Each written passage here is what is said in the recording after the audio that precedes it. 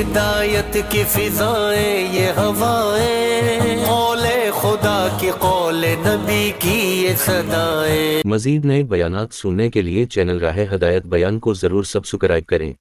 کہ میں دیکھوں بگڑے ہوئے حالات میں میرے بندے کا میرے ساتھ کیا گمان ہے۔ میں بندے گمان کے ساتھ ہوں، اگر اللہ تعالیٰ حالات خراب نہ کرے تو بندے کے گمان کے امتحان کیسے ہوگا؟ ضرور لوگ بہت کام کی بات کیا۔ اگر بندہ اللہ کے ساتھ گمان ٹھیک کر لے تو اللہ تعالیٰ اپنے بندے کے گمان کے خلاف نہیں کریں گے۔ آپ غور کر لیجئے، ابراہیم علیہ السلام کا گمان تھا کہ اللہ مجھے بچائیں گے، اس گمان نے آگ کو ٹھنڈا کیا ہے۔ ابراہیم علیہ السلام تو بہرحال ایک نبی ہیں۔ میں کہتا ہوں کہ اس سے آگے جائیے آپ، صحابی ابو درداء رضی اللہ تعالیٰ عنہ، ان کا گمان یہ تھا کہ نہیں، اللہ میرا مکان نہیں جلائیں گے۔ اللہ نے جلی لگی ہوئی آگ کے باوجود مکان کا کوئی نقصان نہیں ہونے دیا۔ اس زمانے کے چھپر کے مکان ہوتے تھے، اس زمانے میں کچے مکانات ہوتے تھے، اس چھپر کا مکان نہیں جلا، آگ لگی مکان نہیں جلا۔ ہمیں اللہ کے ساتھ سبیل اللہ والا مکان نہیں جلائیں گے۔ اللہ کا یہ فرمانا میں اپنے گمان کے ساتھ ہوں، اس کا مطلب یہ ہے کہ یہ میرے ساتھ جو گمان کرے گا میں اس وہ کروں گا، چاہے حالات کیسے بھی۔ دیکھیے، لیکن جو لوگ اسباب کی دنیا میں رہ کر اللہ کو نہیں بولتے وہ اللہ سے بدگمان ہو جاتے ہیں۔ میں اس کی ایک مثال اس طرح تھا، لوگ کہتے ہیں یہ والا جو بخار ہے، یہ والا بخار تو ایسا بخار ہے کہ اس میں تو آدمی بچتا نہیں ہے۔ ڈاکٹر بھی یہ کہہ دے گا کہ جی بس ٹھیک ہے علاج کر لو، لیکن اس بخار میں آدمی بچتا نہیں۔ کوئی سن بھی لیتا ہے تو بخار کی خبر سن کے نازلہ پڑتا ہے کہ یہ وہ والا بخار ہے کہ اس میں آدمی بچے گا۔ سنیے آپ، ایک صحابی کو بخار ہو گیا، ایک صحابی کو بخار ہوا، حضور اکرم صلی اللہ علیہ وسلم ان کی عیادت کے لیے گئے۔ لا باس تقول، فرمایا گھبراؤ مت، یہ تو بخار تمہیں ٹھیک ہو جاؤ گے، تم ٹھیک ہو جاؤ گے، گھبرانے کی بات نہیں ہے، اور یہ بخار تو تمہیں گناہ سے پاک کرنے کے لیے آیا ہے۔ میں کہنا چاہتا ہوں کہ انسان جب کسی بیماری کا یا کسی دوا کا تجربہ کر لیتا ہے تو یہ تجربہ اس کو اللہ سے بدگمان کر دیتا ہے۔ اس آدمی نے آپ شاستر کے جواب میں یہ کہا کہ نہیں یا رسول اللہ، یہ وہ والا بخار نہیں ہے جو ٹھیک ہو جاتا ہے، یہ بخار تو مجھے قبرستان لے جا کر چھوڑے گا۔ یہ بدگمانی کا جملہ ہے، اس کا تجربہ ہے، یہ والا بخار ایسا ہوتا ہے۔ آپ نے فرمایا فنعم اذن، پھر تو تمہارے لیے موت ہی مناسب ہے۔ یہ آپ نے جواب دیا کہ تم اللہ سے بدگمان ہو گئے نا، تم اللہ سے بدگمان ہو گئے ہو، اب تمہارے لیے موت ہی مناسب ہے۔ یہ پڑھی آپ روایت۔ تو میں کہہ رہا تھا کہ کوئی کہے گا بارش ہوگی، حدیبیہ کے بارش ہوئی، حدیبیہ کے رات میں بارش ہوئی۔ آپ صلی اللہ علیہ وسلم نے صحابہ سے فرمایا کہ اس بارش کو وجہ سے تم میں سے بعض کافر ہو جاؤ گے، بعض مومن رہ جائیں گے۔ صحابہ دہل گئے سن کے کہ یا رسول اللہ، ہم تو کفر سے نکل کے اسلام میں آئے، ہم دوبارہ کفر میں کیسے چلے جائیں گے؟ آپ نے فرمایا کہ جو یہ کہے گا کہ بارش اللہ کے امر سے ہوئی ہے وہ اللہ پر ایمان رکھنے والا ہے، جو کہے گا بارش فلاں ستارے کی وجہ سے ہوئی ہے۔ میں کہتا ہوں کہ یہ ہے مثال، یہ ہے مثال لوگوں کے لیے جو کہتے ہیں کہ نظام کائنات سے چل رہا ہے، جب یہ ہوگا تو یہ ہوگا، جب یہ ہوگا تو یہ ہوگا، جب یہ ہوگا تو یہ ہوگا۔ میں کہتا ہوں یہ اللہ کو نعوذ باللہ یہ کہنا کہ اللہ بنا کر فارغ ہو گئے ہیں، اب کائنات سے چل رہی ہے، یہی دہریت اسی کا نام ہے۔ زمانے کو زمانہ چلا رہا ہے، دہریت اسی کو کہتے ہیں۔ اس لیے میں نے عرض کر دیا کہ ہر مسلمان کے ذمہ فرض عین ہے کہ وہ اپنا روزانہ کا معمول بنا لے اس کو، اللہ کی توحید کو بیان کرنے کا، ورنہ میں ساتھ عرض کرتا ہوں کہ غیروں کا دل میں تعصب ایسا بیٹھے گا کہ یہ اللہ تعالیٰ کے احکام سے رخ پھیر لے گا، کیونکہ حالات اس کو حکم سے روک دیں گے، اس کو حالات حکم سے روک دیں گے۔ میرے دوستو، یہ ہے سب سے بنیادی بات۔ اللہ کے غیر کے تعصب سے اللہ کے احکام ضائع ہوتے ہیں۔ حکام یہ کہہ رہے ہیں، قانون یہ کہہ رہا ہے، رشتہ دار یہ کہہ رہے ہیں۔ اس لیے میرے دوستو عزیزو، سب سے بنیادی بات یہ ہے کہ اتنا ایمان سیکھنا ہر مسلمان کے ذمہ فرض عین ہے، جتنا ایمان اس کو حرام سے روکے۔ یہی کلمہ لا الہ الا اللہ کا اخلاص ہے۔ آپ آپ نے فرمایا نا کہ یہ کلمہ لا الہ الا اللہ اخلاص سے کہا وہ جنت میں داخل ہو گیا. صحابہ نے عرض کیا جی اس کا اخلاص کیا ہے؟ آپ نے فرمایا اس کا اخلاص یہ ہے کہ مومن کو حرام سے روک دے، مومن کو حرام سے روک دے. اب اس لیے میں کہا کرتا ہوں ہر مسلمان کو چاہیے کہ وہ اپنے ایمان کو پیش کرے حدیث پر، قرآن پر، کہ قرآن حدیث نے ایمان کسے کہا ہے. کسی صحابہ نے سوال کیا یا حضرت ایمان کسے کہتے ہیں؟ فرمایا جب تجھے نیکی خوش کرے اور گناہ غمگین کرے تو جان لے کہ تو مومن ہے. اس لیے ایمان کی اپنی علامتیں ہیں، جیسے نفاق کی علامتیں ہیں، جھوٹ بولنا، وعدہ خلافی کرنا، خیانت کرنا، جس طرح یہ نفاق کی بیماریاں ہیں اور بیماری بدن پر ظاہر ہو جاتی ہے. آپ دیکھیے ایک آدمی کے بدن پر دانے ہو گئے ہیں، ڈاکٹر کہتا ہے کہ ان کے خون میں فساد ہے، یہ دانے ہو رہے ہیں، بدن پر دانے ظاہر ہو گئے ہیں، یہ خون کا فساد ہے. کوئی بھی چیز انسان کے جسم میں ہوتی ہے وہ باہر ظاہر ہو جاتی ہے، اندر تھوڑا ہوتا ہے وہ ظاہر ہو جائے گا ایک وقت میں.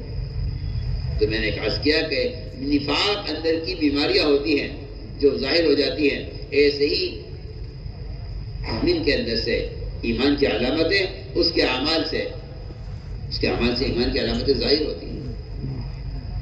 تو میں ایمان کی علامت یہ ہے کہ مومن کو نیک بات سے خوشی ہو اور گناہ سے غم ہو.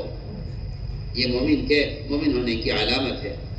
آپ اندازہ کر لیں، ہم میں سے ہر ایک اپنے بارے میں غور کر لے. گناہ کر کے لوگوں کو بتاتے ہیں جا کر کہ میں نے گناہ کیا ہے، اور خوش ہو کر بتاتے ہیں. ابن عباس فرماتے رضی اللہ تعالیٰ عنہ، اگر کوئی شخص کسی گناہ کے کرنے کی کوشش کرے، اگر کوئی شخص کسی گناہ کے کرنے کی کوشش کرے اور اس میں وہ ناکام ہو جائے،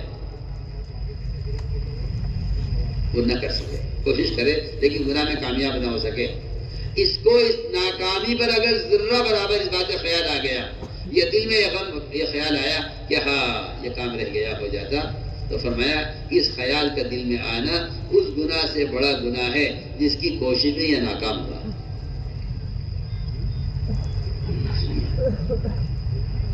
جس کی کوشش یہ ناکام ہوا ہے، اس ناکامی کا جو غم ہے یہ اس گناہ سے بڑا گناہ ہے جو وہ کر رہا تھا.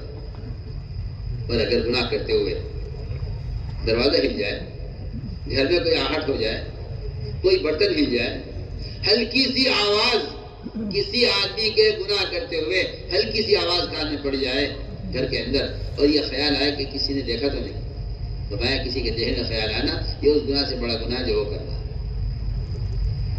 اس لیے میرے دوستو عزیزو، قرآن میں کلمہ لا الہ الا اللہ کو تقوی کا کلمہ فرمایا کہ تقوی کا کلمہ ہے، یہ تقوی کا کلمہ ہے.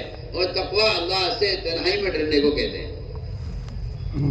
لوگ گناہ کرنے مخلوق سے ڈرتے ہیں. مخلوق سے ڈرنا تقوی نہیں ہے، خالق سے ڈرنا تقوی ہے. تقوی کہتے ہی سے کہ جہاں کوئی دیکھنے والا نہ ہو وہاں یہ اللہ تعالیٰ سے یہ دل میں خوف رکھے کہ اللہ دیکھ رہے ہیں. آپ غور کریں، ایک کافرہ عورت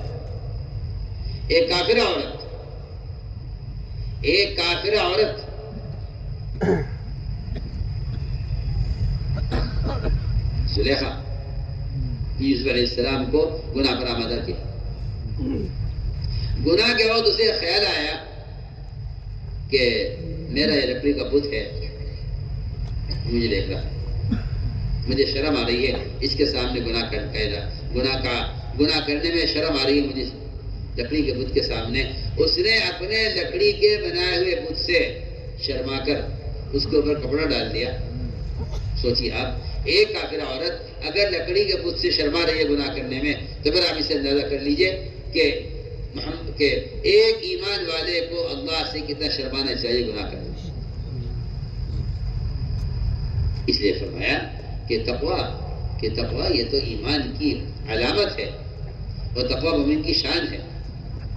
تقوی ایمان کی علامت ہے، تقوی مومن کی شان ہے. اس کو اللہ تعالیٰ کی طرف سے اس تقوی پر اللہ نے خود وعدے کیے، بڑے وعدے کیے اس تقوی پر. جو لوگ اپنے کاروبار اور اپنے مسائل میں پریشان ہیں، اس کی بنیادی وجہ یہ ہے کہ مسلمان تقوی اختیار نہیں کرتا. جس لائن میں تقوی نہیں ہوگا اس لائن کی خیر حاصل نہیں ہوگی. تجارت میں تقوی ہے، معاشرے میں تقوی، ہر لائن کے تقوی سے کہ اس سے اللہ رب العزت اپنے وعدے کو پورا فرمائیں گے. تقوی پر 5 وعدے اللہ نے تقوی پر کیے ہیں. 5 وعدے تقوی پر کیے ہیں. سب سے پہلا وعدہ کیا ہے کہ جب تقوی اختیار کرے گا ہم اس کے لیے ہر تنگی سے، ہر پریشانی سے نکلنے کا راستہ بنائیں گے. اللہ تعالیٰ کا ایک نظام ہے، وہ اپنے بندے کی کوشش کو دیکھنے کے لیے اس کے کام میں رکاوٹ پیدا کر دیتے ہیں. اس کے کام میں رکاوٹ پیدا کر دیتے ہیں. 3 آدمی تھے، سفر میں تھے، اچانک بارش ہو گئی تو وہ ایک غار میں داخل ہو گئے اس خیال سے کہ بارش رک جائے گی تو پھر چلے گئے. غار میں داخل ہوئے بارش سے رکنے کے لیے، بارش سے بچنے کے لیے. اللہ نے ان کا امتحان لیا کہ میں دیکھتا تو ہوں کہ اگر میں ان کو کسی مصیبت میں یا کسی مشکل میں ڈال دوں اس وقت تو یہ کیا کرتے ہیں. میں آپ سے بہت کام کی بات کہہ رہا ہوں. تاجر ہے،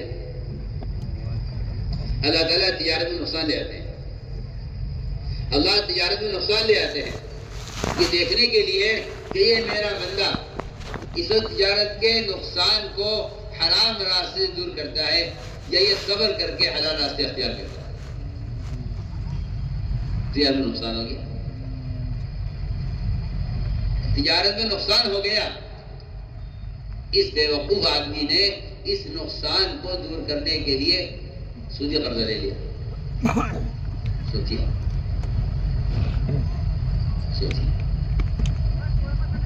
اس کا خیال یہ ہے کہ اس مصیبت سے نکلنے کا راستہ یہ ہے،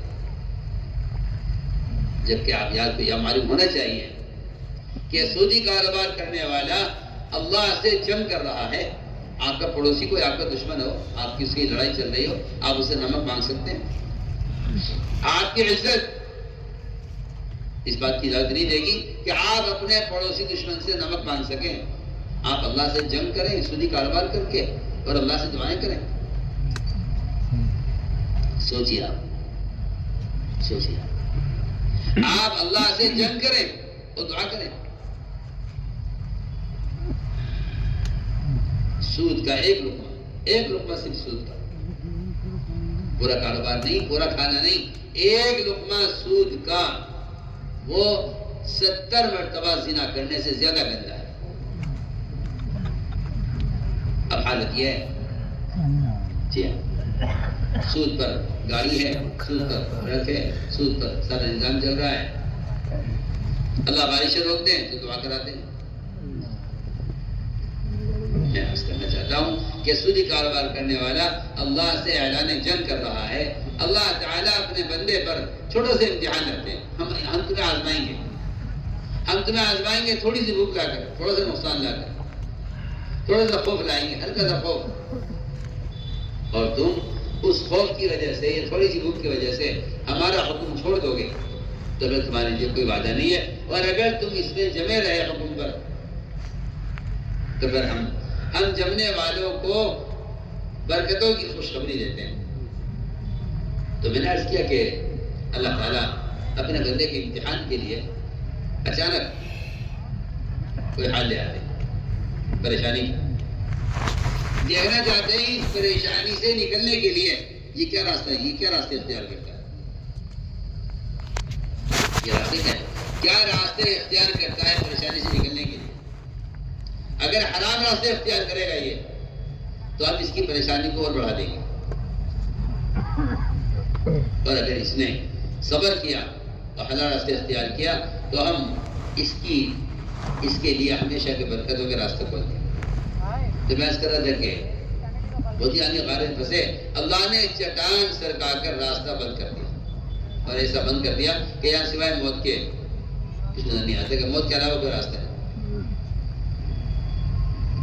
تینوں سر جوڑ کر بیٹھے اور تینوں نے یہ فیصلہ کیا کہ آج اس مصیبت سے نکلنے کا کوئی راستہ نہیں ہے سوائے اس کے کہ ہم اللہ کے سامنے اپنا عمل پیش کریں، اللہ کے سامنے عمل پیش کریں، کیونکہ وہ جانتے ہیں کہ اللہ تعالیٰ کی طرف سے آنے والے کسی عذاب سے یا کسی ابتلا سے یا کسی پریشانی سے نکلنے کے لیے اسباب ذریعہ نہیں ہے، اسباب ذریعہ نہیں ہے۔ لوگ اللہ سے اسباب مانگتے ہیں، میں کہتا ہوں اللہ سے دعا مانگنی چاہیے، کیونکہ اسباب کا محتاج بندہ ہے، اللہ نہیں ہے۔ اسباب کا محتاج بندہ ہے، اللہ نہیں ہے۔ اللہ سے اسباب مانگنے کا مطلب یہ ہے کہ آپ اللہ کو اسباب کا محتاج سمجھتے ہیں۔ اللہ سے اسباب نہیں مانگے جاتے، اللہ سے حاجت مانگے، اللہ تو میری حاجت پوری کر دے، تو جس طرح کرے تو جان، تجھے کسی کی ضرورت نہیں ہے، تجھ سے چاہے کر۔ میں کہتا ہوں اللہ تعالیٰ جو اسباب اختیار کرتے ہیں بندے کے لیے، وہ اپنی ضرورت کے لیے نہیں کرتے، وہ بندے کے امتحان کے لیے کرتے ہیں کہ ہم ایک سبب سے کام بنائیں گے ان کا، پھر ہم دیکھیں گے کہ دوبارہ یہ تکلیف آتی ہے تو یہ ہماری طرف آتا ہے، سب کی طرف جاتا ہے۔ چنانچہ اللہ تعالیٰ نے انہیں مبتلا کیا اور خدا کا راستہ بند کر دیا۔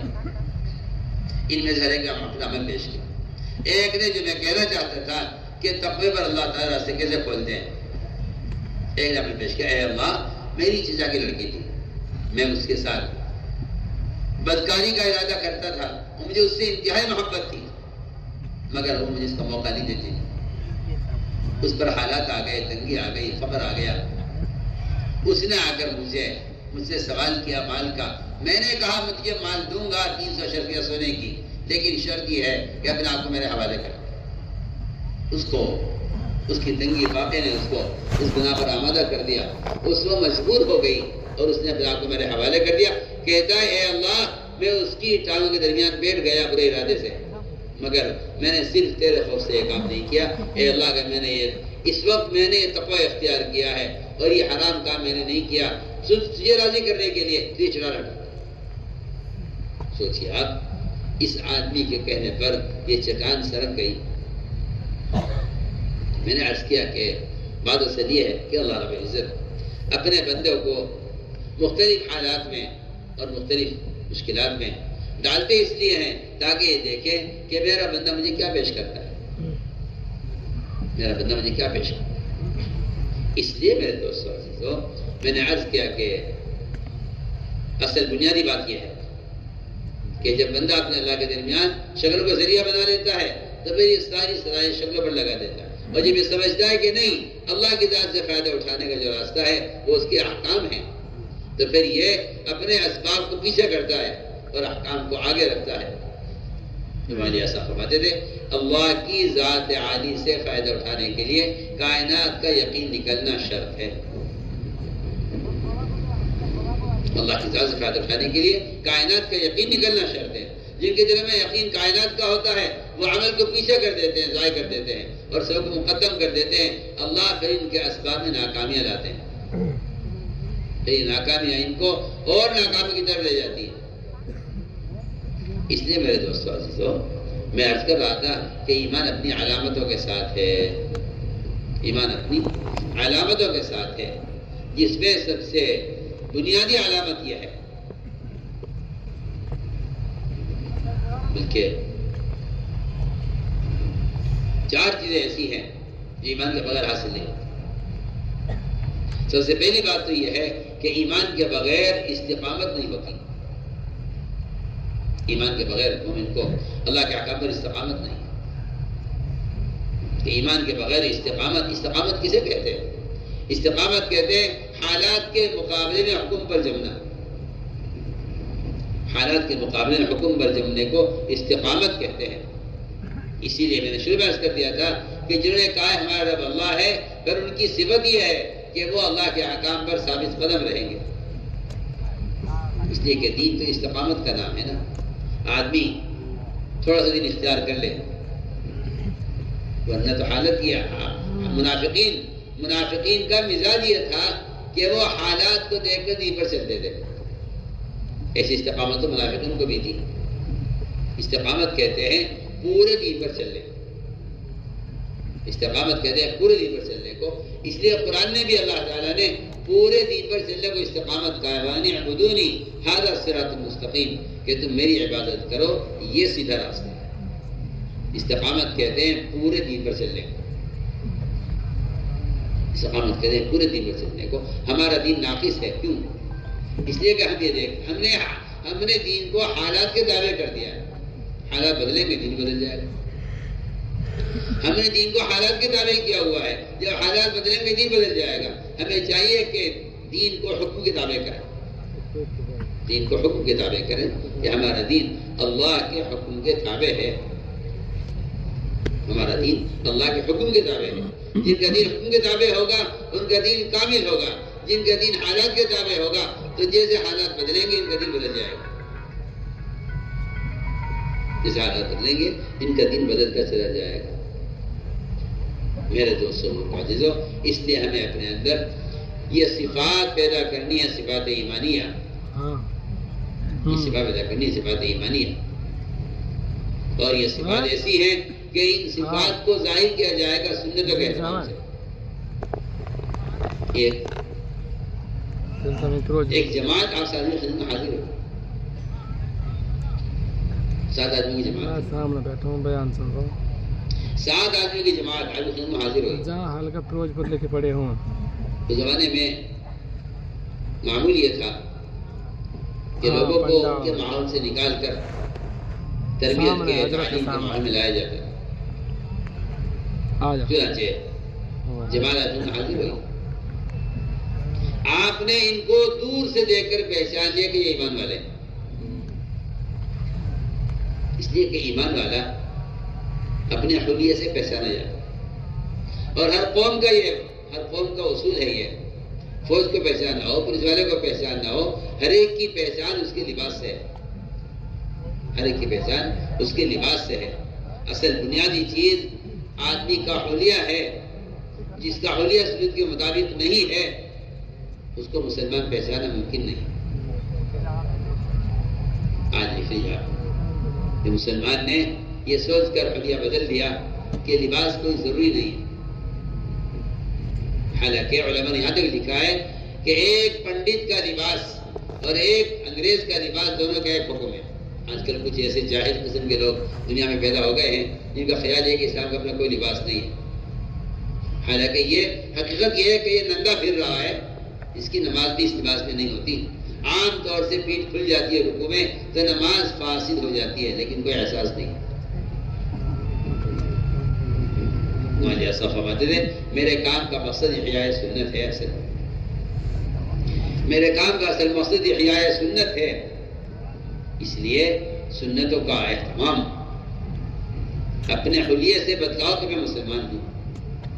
پولیس والا اپنے حلیے سے بتا رہا ہے کہ میں پولیس والا ہوں، ایسے مسلمان کے ذمہ ہے اپنے حلیے سے بتائے کہ میں مسلمان ہوں، اور یہ کہنا کہ ماحول نہیں ہے۔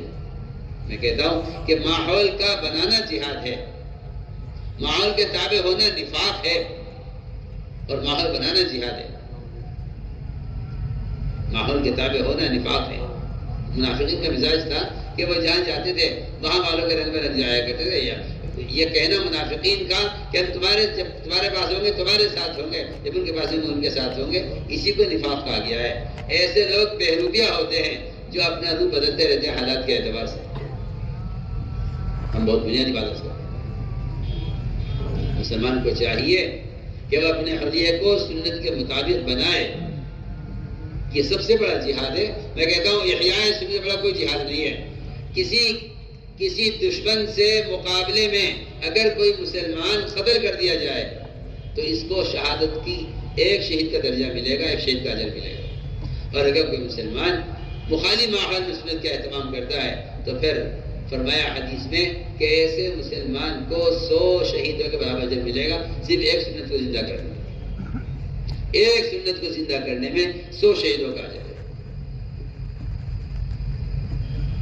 میرے دوستوں، مسلمان کیا کہتا ہے؟ مسلمان یہ کہتا ہے کہ جی آپ کو اصل میں معلوم نہیں میں کون ہوں، مجھے تو اتنی غیرت اور شرم اور غصہ آتا ہے ایسا کہنے والے پر۔ جی ہاں، جب یہ انگریز بن کے پھرتا ہے اور یہ اپنی داڑھی مڑا کر اور یہ یہودی بن کر پھرتا ہے، اس لیے جب سنو کے تو کے لیے کہا جاتا ہے تو یہ کہتا ہے اصل میں آپ کو معلوم نہیں میں کون ہوں. ارے کمبختی مارے، تو محمد صلی اللہ علیہ وسلم کا امتی ہے اور اس کے علاوہ کون ہے؟ تم سوچیے آپ کو اصل میں معلوم نہیں میں کون ہوں. اچھا، اس جواب کا مطلب ہی یہی ہے کہ اس نے اپنے آپ کو محمد صلی اللہ علیہ وسلم کے امتی ہونے سے خارج کر لیا ہے. صاف صاف اصل میں آپ کو معلوم نہیں میں کون ہوں. میں نے کہا میں تو اس کے علاوہ نہیں جانتا آپ کو کہ آپ محمد صلی اللہ علیہ وسلم کے امتی ہیں، اس کے علاوہ کچھ بھی نہیں. سوچیے، آپ سوچیے میں کیا کہہ رہا ہوں، آپ غور کیجیے اس پر میں کیا کہہ رہا ہوں. اگر یہ کسی ایک سنت کے بارے میں یہ کہہ دے کہ بھئی یہ سنت ایسے نہیں کر سکتا کہ میں پولیس والا ہوں، میں وکیل ہوں،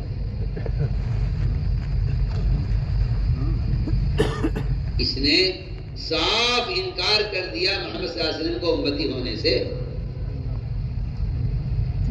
ایک حدیث ہے من رغب عن سنتی فلیس منی، جو آدمی میرے طریقے سے نفرت کرے یا میرے طریقے سے رخ پھیرے وہ میری امت میں سے ہے ہی نہیں. آپ کرتے رہیے تعویل جھوٹی. صاف آپ نے من رغب عن سنتی فلیس منی. جس آدمی کی شکل، اس کا لباس میری شکل میری لباس کی طرح نہیں ہے وہ میری امت میں شامل نہیں ہے. اور آپ کہہ رہے کہ جی میں آپ کو آپ جانتے نہیں میں کون ہوں. سوچیے آپ، سنت جو ایمان کی سب سے بڑی علامت، ایمان کی سب سے بڑی علامت اتباع سنت. جس کو زمانے کے بیچارے جاہل قسم کے مسلمان وہ اس کو ایمان کا حصہ نہیں سمجھتے. حالانکہ میں آپ سے بتاؤں ایک بات، ایمان زندگی کے تمام شعبوں میں اس طرح پھیلا ہوا ہے جس طرح انسان کے بدن میں روح پھیلی ہوئی ہے. آپ سر کا بال کھینچے تکلیف ہوگی، آپ کے پیر کا ناخن کٹے گا تو چوٹ لگے گی تکلیف ہوگی. پیر کے ناخن سے لے کے سر کے بال تک روح پھیلی ہوئی ہے. اس میں جس حصے میں بھی آپ کو تکلیف پہنچے گی پورا بدن اس سے متاثر ہوگا. اس طرح ایمان سارے شعبوں کے اندر پھیلا ہوا ہے. ہم آپ سے بہت بنیادی بات کر رہے ہیں. جب آپ سے کہا جاتا ہے کہ یہ سنت، تو آپ کہتے ہیں جی آپ کو معلوم نہیں میں کون ہوں. اس کا مطلب یہ ہوا کہ آپ اپنے محمد صلی اللہ علیہ وسلم کا امتی ہونے کا تو انکار کر رہے ہیں. سنیے تو صحیح، آپ کے نزدیک سنت پر عمل کوئی فرض نہیں ہے. میں کہتا ہوں اس زمانے کی بے دینی کا سبب یہی ہے کہ آپ کہتے ہیں سنت ہے فرض نہیں. میں آپ کو مثال پیش کرتا ہوں. آپ کو پتہ چلے کہ ایک نماز کی سنت، ایک نماز کا فریضہ، ایک نماز کا فریضہ، نماز جس کے بغیر مسلمان نہیں ہو سکتا. اگر کوئی مسلمان نماز کا انکار کر دے تو وہ کافر ہو جائے گا. کیا ہو جائے گا؟ کافر ہو جائے گا اگر نماز کا انکار کرے. اگر وہ نماز نہیں پڑھتا، انکار تو نہیں کہتا ہے میں نماز نہیں پڑھتا، تو امام ابو حنیفہ کہتے ہیں کہ اس کو عمر قید کر دیا جائے. یہاں تک کہ مر جائے قید میں یا نماز پڑھنے کا عزم کرے. باقی ائمہ کہتے ہیں نہیں جی، اس نے اگر نماز کا انکار کر دیا ہے تو اس کو قتل کر دیا جائے کیونکہ اسلام سے مرتد ہو گیا اس نماز کا انکار کر. میں ایک بہت اچھی مثال دے رہا ہوں. آپ یہ کہتے ہیں جی ہاں یہ تو نماز ہے، نماز کا تو کون اس میں انکار کر سکتا ہے، نماز تو سبھی پڑھتے ہیں اور پڑھنی چاہیے، نماز کے چھوڑنے کی تو اسلام میں کوئی گنجائش ہی نہیں ہے. سنیے آپ، کہاں نماز کا فریضہ اور کہاں آپ صلی اللہ علیہ وسلم کو لوکی پسند تھی، لوکی جو آپ کے کھیتوں میں ہوتی ہے. اس لوکی کی سنت پر بیان کی قاضی یوسف رحمۃ اللہ علیہ نے، اور یہ کہا کہ آپ صلی اللہ علیہ وسلم لوکی پسند کرتے تھے. سامنے وزیر بیٹھا ہوا تھا، ملک کا وزیر اعظم. سوچیے آپ، سوچیے وزیر اعظم کی کیا حیثیت ہوتی ہے. وزیر بیٹھا ہوا تھا سامنے، اس کی دعوت کی تھی خالد صاحب نے، یہ جج تھے اپنی عدالت کے، تو اس وزیر نے یہ کہہ دیا کہ مجھے لوکی پسند نہیں ہے، کھانے کی چیز ہے، نہ فرض ہے نہ واجب ہے، نہ اس کو کھانا کوئی لازم ہے، نہ چھوڑنا حرام ہے، اس نے اتنا کہہ دیا مجھے لوکی پسند نہیں ہے، فوراً تلوار نکالی اور اس کے قتل کا فیصلہ کر لیا، اور قاضی نے عدالت سے فیصلہ کر دیا کہ یہ آدمی اسلام سے مرتد ہو گیا ہے، اس کو قتل کر دیا جائے۔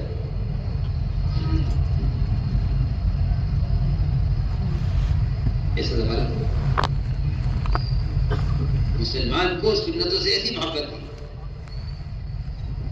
مسلمان کو سنتوں سے ایسی محبت تھی کہ قاضی نے فیصلہ کر دیا کہ اس آدمی کو قتل کر دیا جائے، اس نے سنت کا انکار کیا۔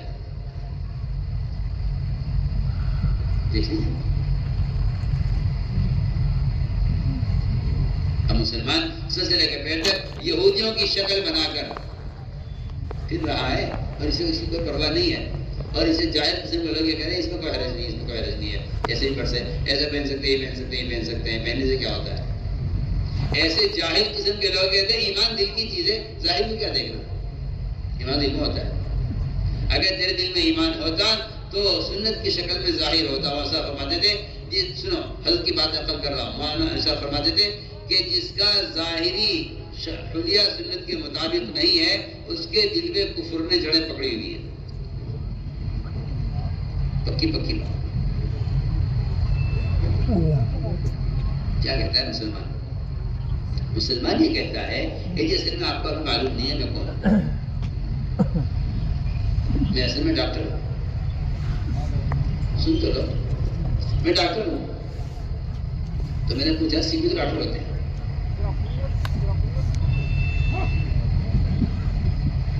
وہ کہتا ہے کہ جی میں وکیل ہوں۔ میں نے کہا سیکھے تو وکیل ہوتے ہیں؟ وہ کہتا ہے جی کہ جی میں تو پولیس میں ہوں۔ میں نے کسی کو تو پولیس والے ہوتے ہیں، اور قومیں تو سارے شعبے میں ہیں اپنے حلیہ کے ساتھ ہیں، اور آپ کو جو کوئی عہدہ یا کوئی ملازمت یا کوئی نوکری مل جاتی ہے تو آپ سب سے پہلے کہتے ہیں کہ اس سنت کو چھوڑ دینا چاہیے، کیونکہ اس کمپنی میں اس سنت کے ساتھ نہیں آ سکتے، اس کمپنی کا قانون یہ، اس کمپنی کا قانون یہ ہے۔ تم قانون پر ایمان لائے، اللہ پر ایمان لائے، ایمان کس پر لائے؟ سوال ہے، تم ایمان کس پر لائے تھے؟ اللہ کے رسول پر لائے تھے یا قانون پر ایمان لائے تھے؟ سنیے، آپ صاحب کہہ دیتا ہے کہ یہ قانون ہے اور میں کیا کر سکتا ہوں؟ میں سوال کرتا ہوں سب سے، کوئی آدمی آپ کی زمین قبض کرنے لگے، آپ کے لڑیں گے، کوشش کریں گے، میرے باپ کی زمین ہے، میرے دادا کا گھر ہے، آپ کوشش کریں گے اس کے لیے۔ سوال اس بات کا ہے کہ اگر کسی ڈپارٹمنٹ کا یا کسی شعبے کا کوئی قانون ہے اور اس کا قانون آپ کی جسمانی یا کپڑے یا حلیے کی کسی سنت سے ٹکرا رہا ہے، انصاف تو بحث کرتا ہوں کہ آپ کو آپ سے کہا جائے کہ آپ سنت چہرہ نہیں رکھ سکتے سر تو آپ اگر یہ کہتے ہیں قانون کی مجبوری ہے تو آپ اللہ کے یہاں مجرم ہیں۔ سن لیجئے، میری بات نوٹ کر لیں، آپ اللہ کے یہاں مجرم ہیں۔ اگر آپ یہ کہتے ہیں قانون کی مجبوری ہے تو آپ اللہ کے یہاں مجرم ہیں۔ اس لیے کہ صاف صاف بات ہے کہ ہم تو اللہ پر ایمان لائے، اللہ پر ایمان لائے، اس کے بعد کوئی شخصیت کوئی ذات ہے ہی نہیں جس پر ایمان لاتے ہیں۔ ان پر ایمان لانے کا مطلب یہ ہے کہ ہم ان کے حکم کے تابع ہیں۔